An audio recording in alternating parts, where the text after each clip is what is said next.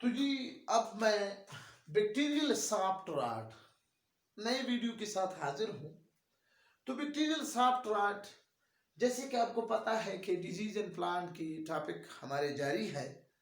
तो bacterial soft rot क्या है?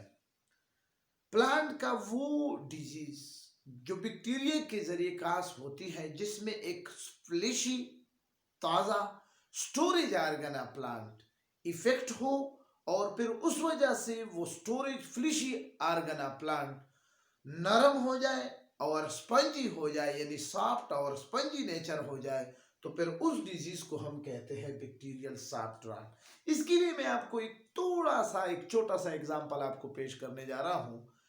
आप यकीनन आपने देखा होगा कि भाई आपने पोटैटो को देखा होगा कि जब पोटैटो खराब हो जाता है उस पर एक अजीब किस्म का कलर अपीयर हो जाता है। फिर जब हम उसको पोटैटो को जब हम का पकाते हैं तो पकाने के दौरान अम्मी जी या सिस्टर या वाइफ या हम लोग खुद उस हिस्से को काट कर फेंक देते हैं, क्योंकि उसका जो सॉफ्ट रॉट है, फ्लिशी स्टोरेज ऑर्गन है, वो ऑलरेडी क्या है, खराब हुआ है। तो अगर आपने पोटैटो को देखा होगा, इसी तरह आनियन को या कैरेट को देखा होगा, तो उसमें आपको ये चीज़ें बहुत ही आसानी के साथ सॉफ्ट रॉट नज़र आएंगे। तो it is a bacterial disease and which fleshy storage organ plant became infected and soft and spongy. This is called bacterial soft. तो एक बैक्टीरिया है, क्योंकि topic bacterial disease and plant है तो एक बैक्टीरिया ही होगा।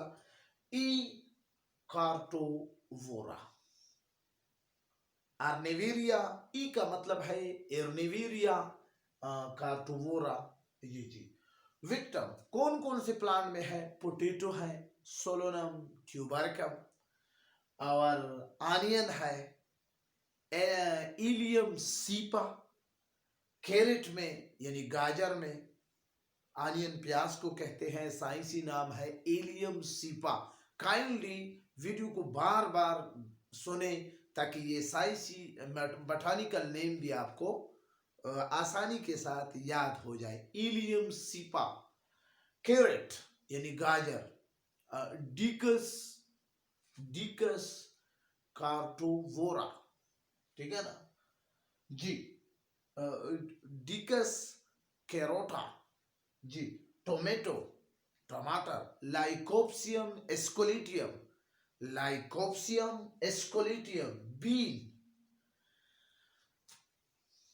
पेसी पाइलस लेंटस, पाइलस या Pylos Pylos Lantus, cotton, गोजिपियम गोजिपियम हेरोस्ट्रियम, गोजिपियम हेरोस्ट्रियम या हेरोस्टम, हेरोस्टम गोजिपियम हेरोस्टियम, यानी Solanum tuberosum, Allium cepa, Daucus carota, Lycopersicum esculentum, Phaseolus lunatus और गोजिपियम हेरोस्टम, ठीक है ना। तो ये बॉटैनिकल नेम भी आप याद क्या करें। साइन एंड सिम्टम में क्या है? सबसे पहली बात है पेटियोल ऑफ लीफ। इसको मैं आई थिंक इसकी अब जरूरत नहीं होगी क्योंकि ये तो हमने पढ़ा है। तो ये मैं इसको मिटाने जा रहा हूं ताकि आपको एक्सप्लेनेशन में फिर आसानी हो। तो जी सुने, पेटियोल ऑफ लीफ। अब देखो ये प्लांट है, ये प्लांट है। आपके लिए मैं मुख्तलिफ कलर के पेन को अगर इस्तेमाल करूं तो आपको नजर आएंगे। जी ये प्लांट है और इस प्लांट में क्या है,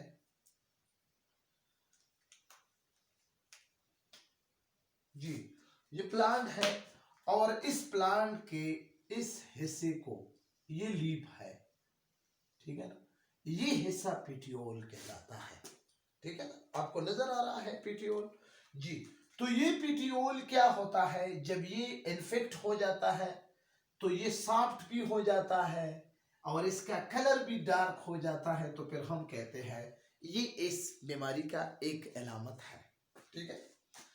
तो ये पेटियोल, ओके, यानी वो डंडा जिस पर पत्ता मौजूद होता है। दूसरा टेप रूट, टेप रूट उस रूट को कहते हैं जो कि इब्तिदाई रूट होता है। ये देखो पहली ये टेप रूट, ये भी इसी तरह इन्फेक्ट हो जाता है और इस इन्फेक्शन से ये क्या हो जाता है, इसके ये सॉफ्ट भी हो जाता है और वाटर भी इसके अंदर बन जाती है। तो ये क्या है, टेप रूट, टेप रूट। इसके बाद क्या है, slime soft rot at the base of leaves. ये देखो आपको नजर आ रहा है, ये बेस है लीव्स का, ठीक है। यहां पर आपको स्लाइमी सॉफ्ट रॉड अपीयर हो जाते हैं, यानी मुख्तलिफ ये स्लाइम मोल्ड यानी फंगस के मुख्तलिफ कलर हो सकते हैं, येलो भी हो सकता है, ग्रीन भी हो सकता है, वाइट भी हो सकता है, रेड भी हो सकता है, मुख्तलिफ किस्म के कलर है। आपने स्लाइम को देखा होगा कि किसी, तो ये eight the base of leaves यहाँ पर ये स्लाइम अपीयर हो जाता है।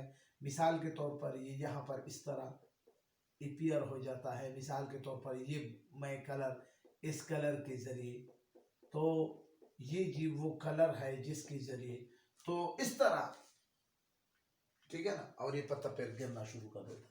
इसके अलावा ड्राइंग अप द टिप, यहां से ये खुश्क होना शुरू कर देता है, यहां से इसी तरह खुश्क होते होते यहां तक आ जाती है और फिर गिर जाती है। इसके अलावा जो सॉफ्ट रॉट है, जो वाटर सॉफ्ट स्टॉक है, वो कोलेप्स हो जाते हैं और ट्वाइस हो जाते हैं, और यानी मतलब एक दूसरे के गिर इस तरह अपीयर हो जाता है, कोलैप्स, ठीक है ना, गिर जाते हैं। आइडियल कंडीशन इस बीमारी की क्या है, हाई टेम्परेचर है यानी वार्म टेम्परेचर है। इसके अलावा वो सीट जो ऑलरेडी इफेक्टेड है उसको इस्तेमाल करना, यूज ऑफ इफेक्टेड सीट। और इसके अलावा ह्यूमिडिटी का हाई होना, आपको मैं पहले भी बता चुका हूँ कि ह्यूमिडिटी जब हवा में वाटर का मिकदार ज़्यादा हो जाता है तो फिर हम उसको कहते हैं ह्यूमिडिटी। आमतौर पर सर्दियों में ये कंडीशन होती है। और इसके अलावा इंसेक्ट के ज़रिए ये डिजीज़, जहाँ ज़्यादा इंसेक्ट होंगे, कीड़े मार इनसे हशरात होंगे, वहाँ पर ये बीमारी तेज़ी के साथ फैलेगी। और इसके अलावा किसी फील्ड में यानी जो खेत है वहाँ पर affected plant residue, crop residue पड़े हैं और फिर आप एक नए काश्त कर रहे हो, नए पौधा काश्त कर रहे हो, तो ऑलरेडी इस लिविंग क्रॉप रेजिड्यू का असर इन नए बीज पर भी हो सकता है, तो इनको आपने हटाना है। तो ये आइडियल कंडीशन है। प्रिवेंशन भी क्या है, क्रॉप रोटेशन है, यानी जब आप एक मरतबा किसी फील्ड पर एक फसल एक काश उगाए और उनसे हासिल करें तो दूसरी मरतबा दूसरे फसल को, मिसाल के तौर पर आपने पोटैटो हासिल किया तो अब आनियन को काश करें, इलियम सीपा को काश करें। इलियम सीपा उसूल क्या है, तो फिर डिकस कैरोटा को हासिल यानी कैरेट को, इसी तरह टोमेटो को काश करें, यानी ये क्रॉप रोटेशन है। तो जी रिमूवल ऑफ इन्फेक्टेड प्लांट, वो प्लांट जो कि इफेक्टेड है उनको आप जल्दी से अपने फील्ड से रिमूव करें, आप विजिट करें और विजिट के दौरान जैसे ही आपको इफेक्टेड प्लांट नजर आए उनको निकालें और बाहर फेंकें, ये जी। और इसके अलावा proper preparation of proper drain soil, आपका प्रॉपर ड्रेन साइल होने चाहिए जहां पर हर एक प्लांट को प्रॉपर तरीके से प्लांट मिले। कंट्रोल ऑफ निमाटोड, मैं आपको पहले भी बता चुका हूँ पहले वीडियो में भी कि निमाटोड यानी कीड़े वार्म स्ट्रक्चर को, ये वार्म है, ये इसी तरह के वार्म स्ट्रक्चर होते हैं, ये कीड़े नुमा वार्म नुमा है, इसको कहते हैं निमाटोड। फाइलम निमाटोडा ट्राइब्लास्टिक है और इसके बहुत सारे कैरेक्टरिस्टिक है, पानी में भी है, टेरेस्ट्रियल मूड भी है, तो बहरहाल तो ये साइल में भी मौजूद है। इन पे इंशाल्लाह प्रॉपरली मैं लेक्चर दूंगा। तो यहाँ पर यानी वार्म लाइक स्ट्रक्चर है, वार्म है, तो इनको भी कंट्रोल करना है। और इसके अलावा प्रोटेक्शन ऑफ यील्ड यानी प्रोडक्ट का भी हमने प्रोटेक्शन करना है। तो आज के लिए आज की वीडियो यहाँ तक काफ़ी है। इंशाल्लाह नेक्स्ट फिर मैं बैक्टीरियल घाल पर आपको नया लेक्चर देने की कोशिश करूँगा। तो उस वक्त तक इजाज़त चाहता हूँ। खुदा हाफिज़।